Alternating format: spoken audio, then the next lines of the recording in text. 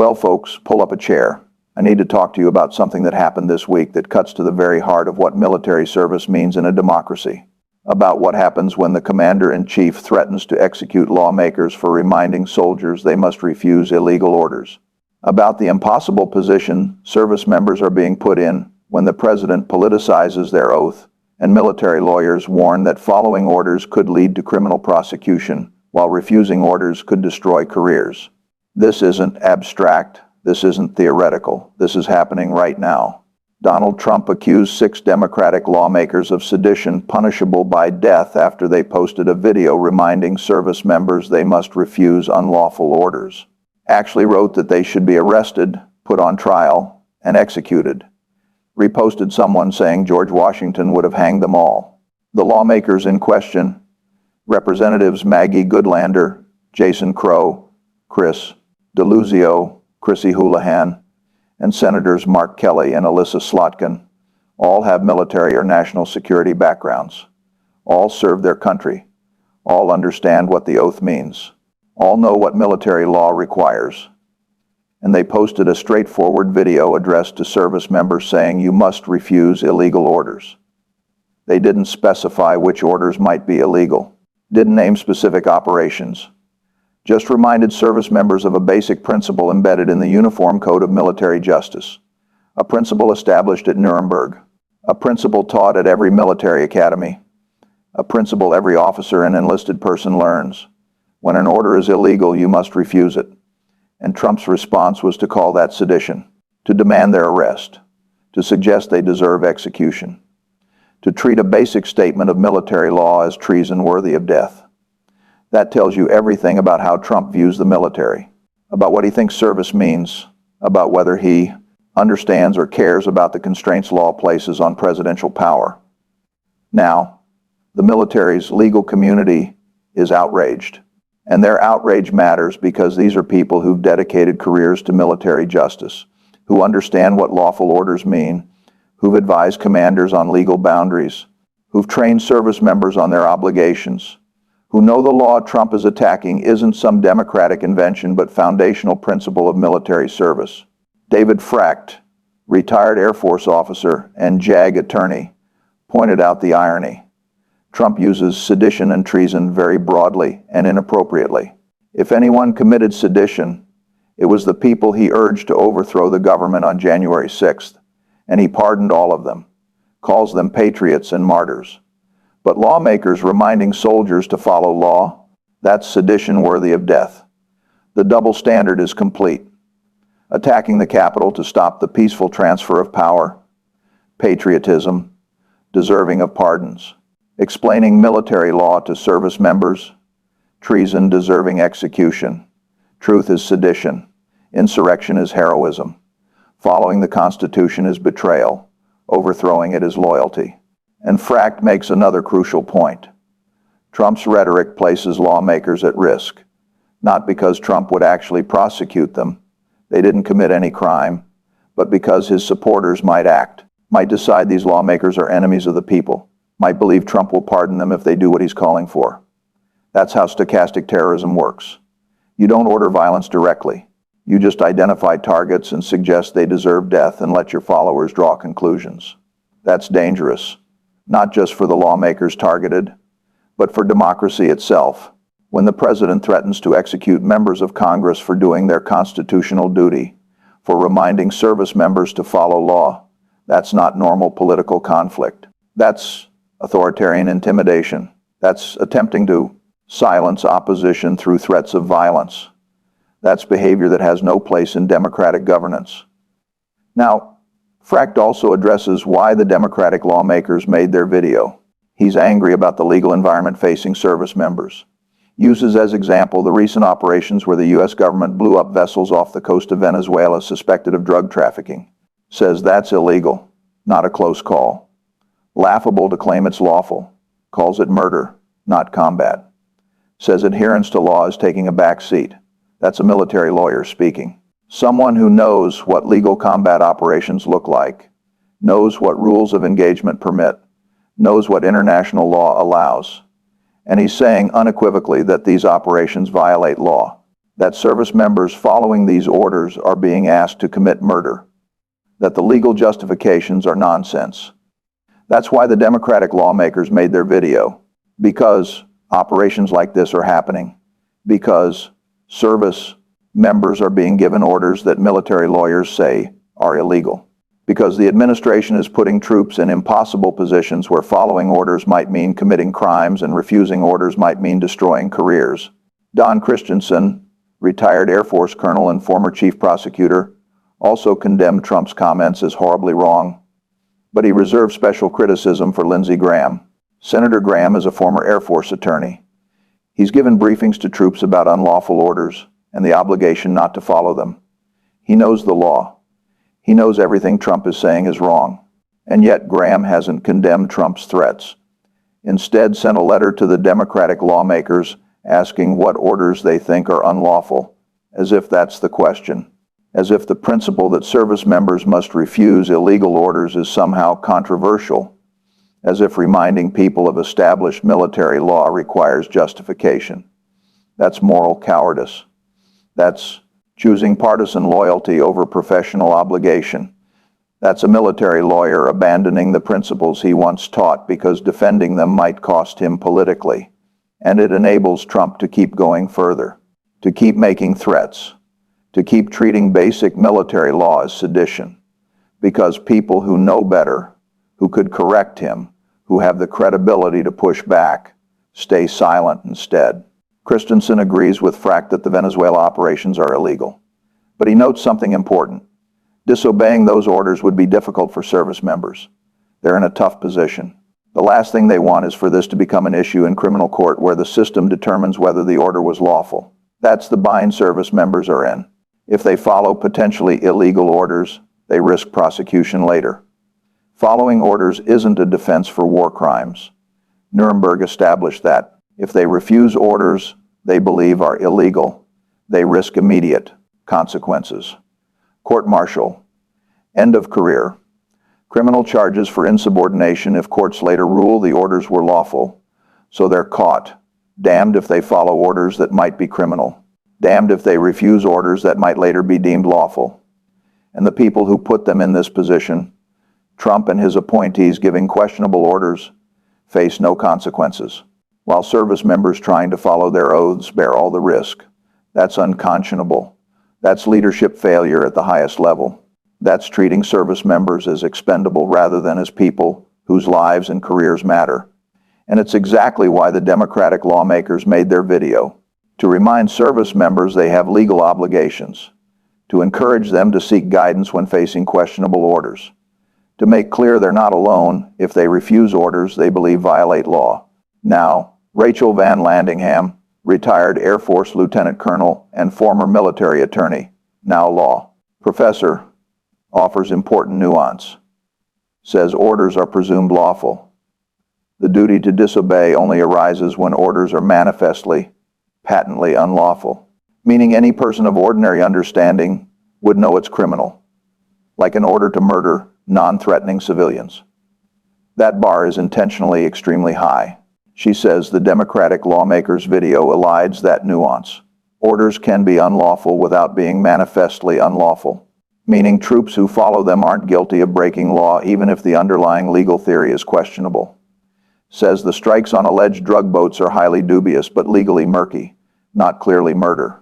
And she criticizes the lawmakers for not specifying which orders meet the manifest unlawfulness threshold. Calls their message political rather than helpful to service members. Says more retired general officers should criticize the legal and moral problems with how Trump deploys the military rather than telling troops they must disobey without being specific about when. That's a fair criticism. There is legal nuance the video doesn't capture. There is a high bar for manifest unlawfulness. Service members do face real risk if they refuse orders that courts later deem lawful, even if questionable. And more senior military leadership should be speaking out about problematic operations rather than leaving it to lawmakers to address. But here's what Van Landingham's criticism misses. The Democratic lawmakers couldn't be more specific without revealing classified information about ongoing operations. Couldn't list which orders they consider illegal without compromising operational security. had to speak in general terms because that's all they could do publicly. And the alternative to their video wasn't silence. It was leaving service members with no reminder that they have legal obligations beyond obedience, no encouragement to seek guidance when facing questionable orders, no signal that anyone in government cares about the impossible position they're being put in. Was the video perfect? No. Could it have been more nuanced? Probably. But it was better than nothing. Better than leaving service members completely isolated. Better than pretending everything's fine when military lawyers are saying operations are illegal and service members are being ordered to participate in them. And Trump's response, threatening execution for this imperfect but well-intentioned reminder, proves the lawmakers were right to speak up, proves the environment is toxic, proves service members need support. Because if simply reminding people to follow military law draws threats of death from the commander-in-chief, imagine what refusing an order you believe is illegal would bring. Coretta Johnson Gray, former Air Force attorney, points out that the duty to disobey illegal orders isn't new, has always been the law. What's unusual now is the heightened anxiety among service members who normally operate without questioning legality of typical orders. What's changed is the political environment. The attacks on military lawyers, the replacement of JAG officers, the pressure to comply regardless of legal concerns. And Gray makes a crucial point. One of Pete Hegseth's first acts as defense secretary was firing or demoting legal advisors to service branches. The JAG Corps is becoming politicized. Military lawyers are quitting. Good people with integrity are leaving because they can't do their jobs properly when political pressure overrides legal advice. That's dangerous. Military lawyers are supposed to provide independent legal advice, supposed to tell commanders when orders would violate law, supposed to protect service members from being ordered to commit crimes, supposed to protect the institution from legal liability. When they're fired for doing that job, when they're replaced with loyalists more willing to provide legal cover for questionable operations, the entire system breaks down. Gray urges senior military leadership to publicly reaffirm their oath to the Constitution and their political neutrality. Says the American people shouldn't think the military changes based on who's in charge, shouldn't believe the armed forces are becoming partisan, shouldn't lose trust in the institution that's supposed to serve everyone regardless of politics. That's exactly right. And that's exactly what Trump is destroying. By threatening lawmakers who remind service members to follow law, by replacing military lawyers who give inconvenient advice, by demanding personal loyalty rather than constitutional loyalty, by treating the military as his tool rather than as an institution that serves the country. Kevin Courtney, attorney with Military Law Center and former Marine captain, warns that current discourse puts junior service members in dangerous positions. Says Trump's comments are dangerous because they politicize whether service members should follow rules, creates risk that political ideology determines who follows what guidance. Liberals might follow the lawmakers' video, conservatives might follow Trump. That splits the ranks politically. And Courtney stresses the core principle. Every order is presumed lawful. The only exceptions are extreme and obvious. An order to shoot someone in the street for no reason, that's manifestly unlawful. But most situations aren't that clear. And a 10-minute decision not to follow an order could take 10 years to fix, could destroy a career, could result in criminal prosecution. So service members need to be extremely careful, need to seek guidance from chain of command, need to consult military lawyers or chaplains, need to document everything, need to understand the enormous risk they're taking if they refuse orders. Because, while the duty to disobey illegal orders exists, proving an order was manifestly unlawful enough to justify refusal is incredibly difficult. That's the reality. That's the impossible position service members are in. And Trump making it worse by threatening people who try to help, by politicizing military law, by demanding loyalty to him over loyalty to Constitution, by attacking anyone who suggests limits on his authority. Courtney makes one more crucial point. The reason the public honors veterans highly is because they represent all of America, not just Democrats, not just Republicans, all Americans. And when the president politicizes the military, when he makes it seem like service members should choose sides based on politics, half the country starts looking at the military in degraded light. That's the long-term damage, not just to individual service members facing impossible choices, but to the institution itself, to the trust Americans have in the military, to the belief that the armed forces serve everyone, to the confidence that military power won't be used for partisan purposes. That trust is essential. Essential for military effectiveness, essential for recruitment, essential for the civil-military relationship that's been foundational to American democracy. And Trump is destroying it, systematically, through threats and demands for personal loyalty and replacement of independent voices with loyalists and attacks on anyone who suggests he has limits. Let me talk about what this means economically. Because people think military issues are separate from economic issues, think that what happens in the Pentagon doesn't affect markets. But it does. Military effectiveness affects national security. National security affects stability. Stability affects economic confidence. When the military becomes politicized, when service members are caught between competing loyalties, when military lawyers are fired for providing independent advice, when operations are conducted that experts say are illegal, that affects readiness, affects capability, affects whether adversaries believe America can be challenged. I've been investing for 80 years, made billions betting on American military dominance, on the stability that comes from having overwhelmingly powerful armed forces, on the deterrence that prevents conflicts, on the international order built on American military superiority. All of that depends on having a professional, effective, non-political military that attracts the best talent and maintains the highest standards. When you politicize the military, when you drive away good people through loyalty tests, when you fire military lawyers for doing their jobs, when you order potentially illegal operations, you weaken the institution, reduce its effectiveness, make it less attractive to talented people with options, undermine the professionalism that's been built over generations. And that has economic consequences. Not immediate, not in tomorrow's stock prices, but in risk premiums, in how investors think about geopolitical stability, in whether America can maintain the international order that's enabled unprecedented prosperity, in whether military dominance is sustainable when the institution is being degraded from within. Markets price that in, slowly, subtly, through slightly higher returns demanded for perceived increased risk, through capital flows adjusting marginally, through the accumulated cost of reduced confidence in American institutions. It's not dramatic, but it's real, and it compounds over time into significant economic drag. Now, let me address the specific operations military lawyers say are illegal. The strikes on vessels off Venezuela suspected of drug trafficking, because understanding why military lawyers call this illegal helps explain why service members need reminders about refusing unlawful orders.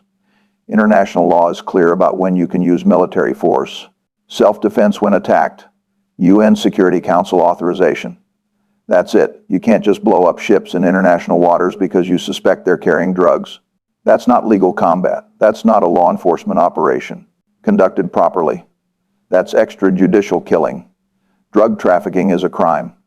But the remedy is arrest, prosecution, conviction, not summary execution without trial. Not blowing up ships without due process. Not killing people because you suspect but haven't proven they're committing crimes. That's what military lawyers mean when they say these operations are illegal. They violate basic principles of international law and human rights. But Trump ordered them anyway. And when military lawyers objected, the Justice Department overruled them, told them to authorize the strikes despite legal concerns. That puts service members in impossible positions. Following orders means participating in potentially criminal operations. Refusing means facing court-martial. That's why the Democratic lawmakers' video matters. Because service members need to know people in government understand the position they're in. Need to know refusing illegal orders is required by law, even when it's dangerous to their careers. Need to know they're not alone if they say no to orders they believe violate law. And Trump's response, threatening execution for this reminder, proves how toxic the environment has become, proves service members have reason to fear, proves the chain of command can't be trusted to protect them from illegal orders, proves speaking truth about military law brings threats from the commander-in-chief himself. That's not leadership. That's not supporting the troops. That's putting service members at risk to advance political goals. That's treating the military as a tool for personal use rather than as an institution that serves constitutional principles. That's everything wrong with how Trump views power and service and law. Let me talk about Lindsey Graham specifically, because his silence is particularly damning. He's a former Air Force JAG officer. He knows military law. He's taught service members about unlawful orders. He's briefed commanders on legal limits. He understands everything the Democratic lawmakers said is correct. And yet he sent them a letter asking what orders they think are unlawful, as if he doesn't know, as if there's some mystery about what military law requires, as if the principle that service members must refuse illegal orders is controversial or unclear. He knows better. He's just choosing partisan loyalty over professional obligation.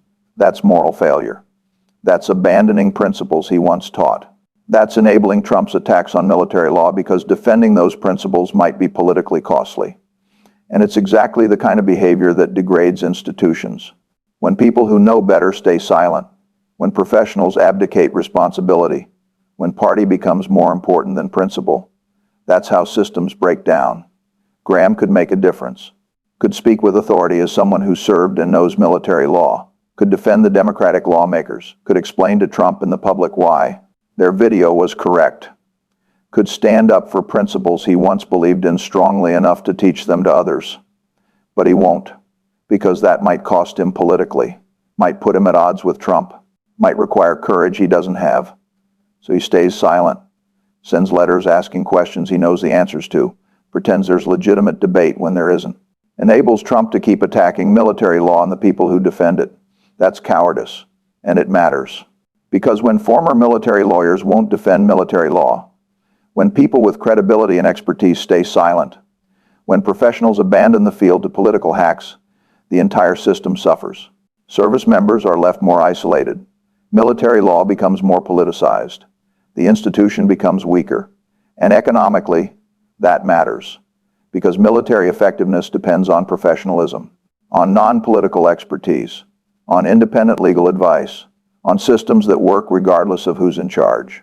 When all of that gets replaced by political loyalty tests, when expertise is valued less than allegiance, when independent voices are silenced, capability declines. Markets notice, not immediately, but over time, through the accumulated evidence that institutions are degrading, that expertise is being purged, that political loyalty matters more than professional competence, that the military is becoming less effective even as rhetoric about warrior ethos gets louder. That's expensive, not just in immediate readiness, but in long-term capability, inability to maintain the military dominance that's been foundational to American power, in confidence that the institution can adapt and evolve and meet new challenges, in trust that leadership knows what it's doing, rather than just performing for political audiences. Now, let me come back to the service members themselves, because they're the ones bearing the cost of all this. They're the ones caught between illegal orders and career-ending refusals, between commander-in-chief demanding obedience and military lawyers saying operations violate law, between duty to follow orders and oath to Constitution. That's an impossible position, and it's unnecessary. It's created by Trump's refusal to accept that law constrains him, by his replacement of military lawyers who might say no, by his threats against anyone who reminds service members they must refuse illegal orders, by his treatment of the military as his personal tool rather than as an institution serving constitutional principles. Junior service members especially are at risk. They don't have the experience or the connections or the resources to navigate these situations. They can't afford expensive lawyers if they're court-martialed for refusing orders.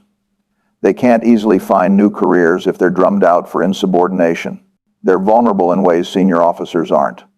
And when they see the commander-in-chief threatening to execute lawmakers for reminding them to follow military law, when they see military lawyers being fired for giving independent advice, when they see senior officers staying silent about problematic operations, what are they supposed to think? How are they supposed to navigate impossible choices?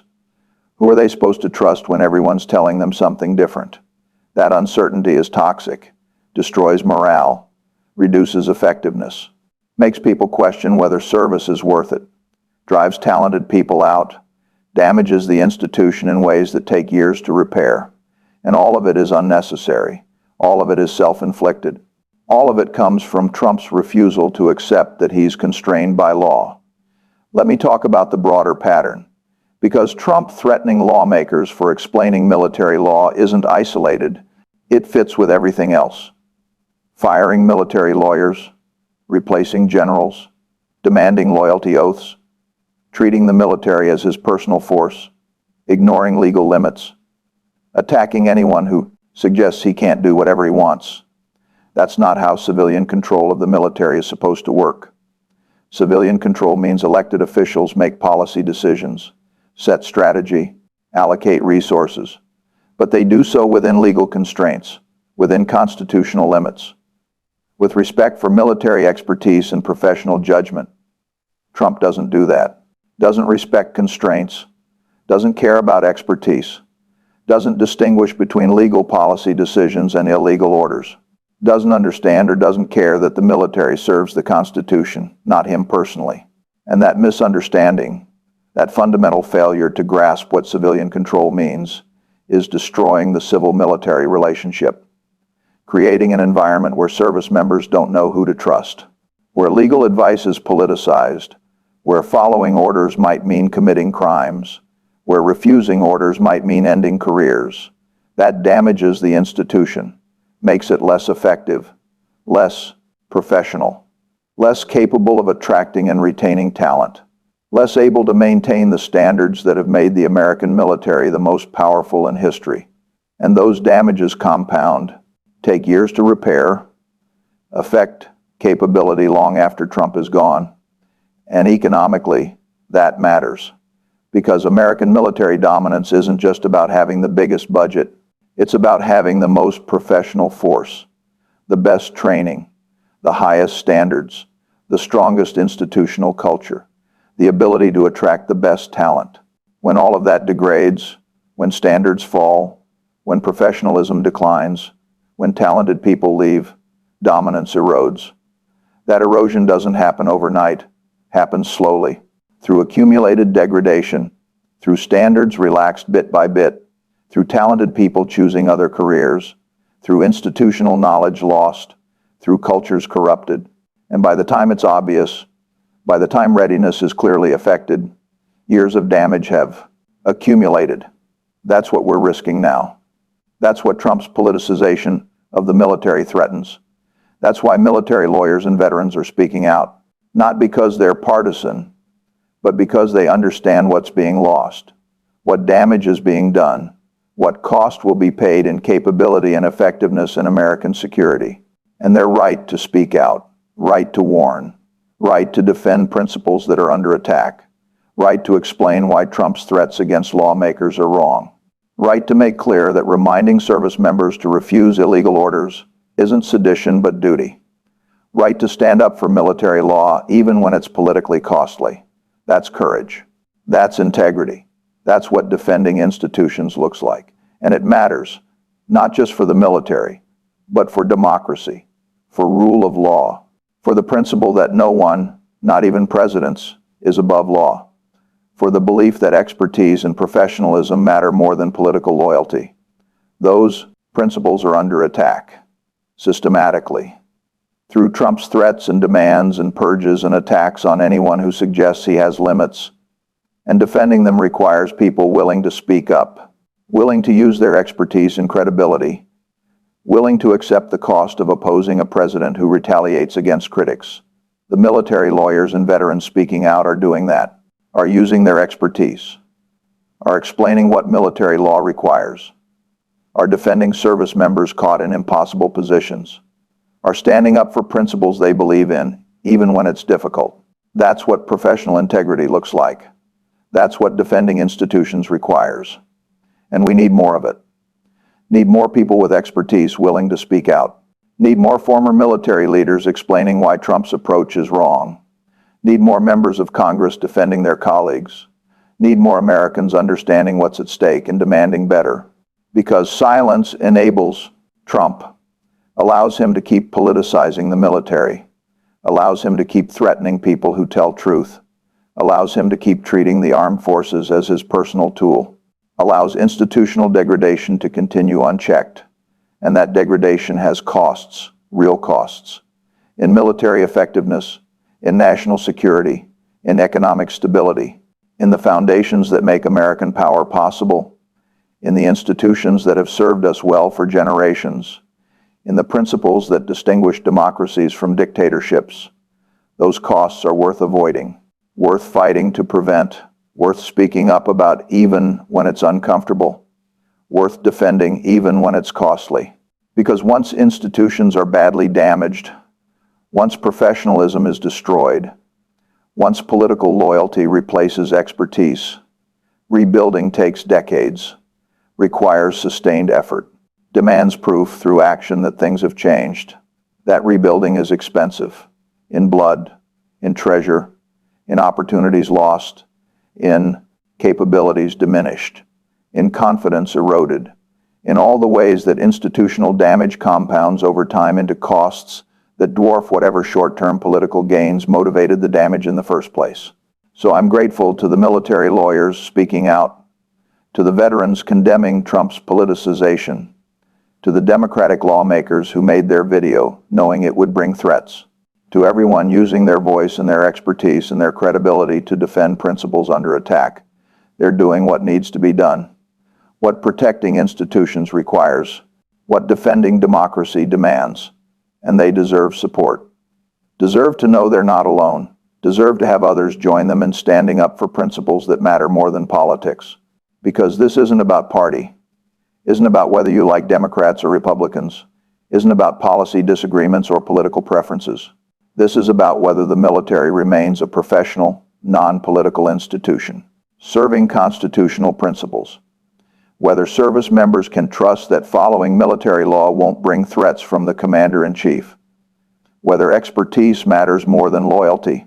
Whether America can maintain the institutions that have made us strong. Those are questions that transcend politics, that matter for everyone, that determine what kind of country we are and what kind of country we'll become. And answering them correctly requires standing up, speaking out, defending principles even when it's difficult, choosing integrity over expediency. That's what the military lawyers and veterans are doing. That's what the Democratic lawmakers did with their video. That's what anyone who understands what's at stake needs to do, because the alternative is silence. And silence enables degradation, enables Trump to keep attacking military law, enables institutional damage to continue, enables America to become weaker while pretending to become stronger. We're better than that. Have to be. Because if we're not, if we let this continue, if we accept that threatening execution for explaining military law as normal, then we've lost something essential. Something that took generations to build and can't be easily rebuilt. Something that distinguishes us from the countries we claim to be better than. That's what's at stake. That's why this matters. That's why people need to speak up. And that's why I'm grateful to everyone who's defending institutions, who's standing up for principles, who's choosing integrity over comfort, who's doing what democracy requires even when it's costly. That's how institutions survive. That's how principles are defended. That's how America remains strong, not through silence, through courage, through expertise used in service of truth, through people willing to pay the cost of speaking up when speaking up matters most. That's what we need now, more of that. From everyone who understands what's at stake, from everyone who cares about institutions, from everyone who believes America should be what we claim to be rather than what we're becoming. That's my hope, my expectation, my bet on America, that enough people will find that courage, that institutional defenders will keep speaking, that truth will matter enough to be defended, that we'll pass this test as we've passed others, because the alternative is unacceptable. And we're better than that. We have to be.